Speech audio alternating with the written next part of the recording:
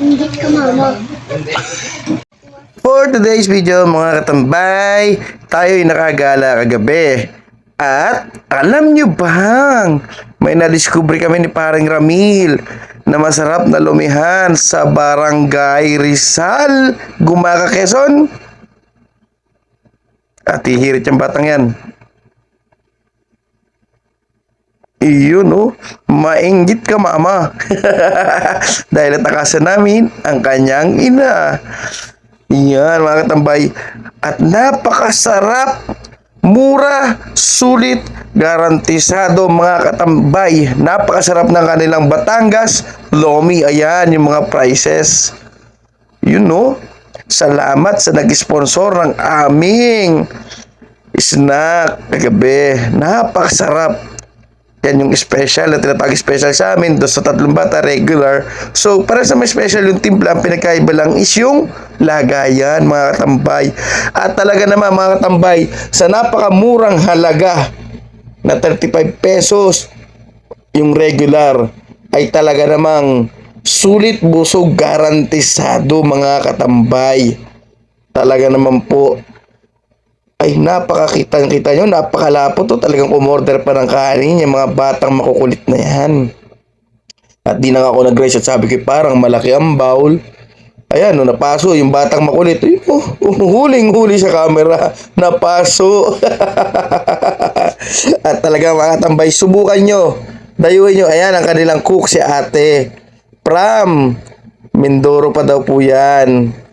Taga doon daw po yan. Tapos ang asawa niya is taga Batangas. So dyan naman sila nakabase sa Gumaca. So matatagpuan nyo po ang Batangas Lomi sa Barangay Rizal, Gumaca, Quezon. So ang landmark po niya ay yung Avon Office. Kung alam nyo po, pagkalampas nyo po doon, unang kanto mula sa Avon Gumaca, yung right side, right corner, tapos left side, yung kantong yun na po.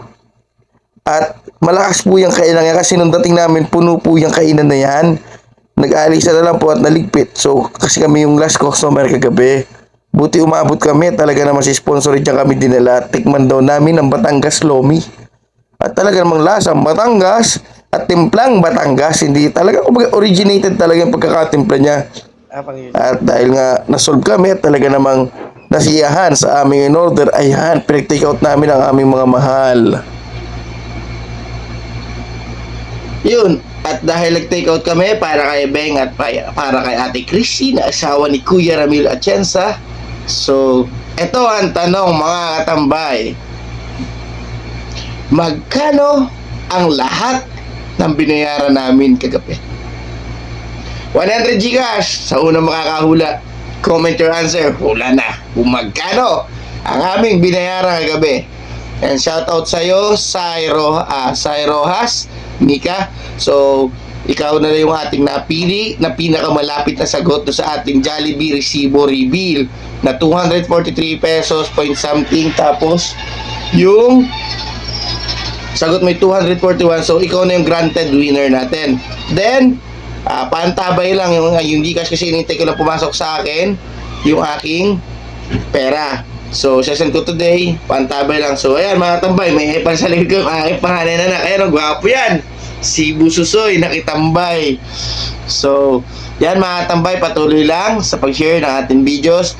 At malay mo, ngayong linggong ito o sa susunod na linggo, ikaw ang ating top sharer. Ngayong linggong ito, bukas pala, Friday. So, isesend ko na sa ating top sharer of the week. Yan yung laging nag-share ng ating video. So, nakikita ko naman yun na sinishare niya. Then, kung sino man siya, congrats sa'yo bukas. So, matatanggap mo yung 100 Gcash mo bukas. See you mga tambay. God bless. Ingat sa init ng panahon. Talagang nakakulong tayo sa kwarto. Sobrang init.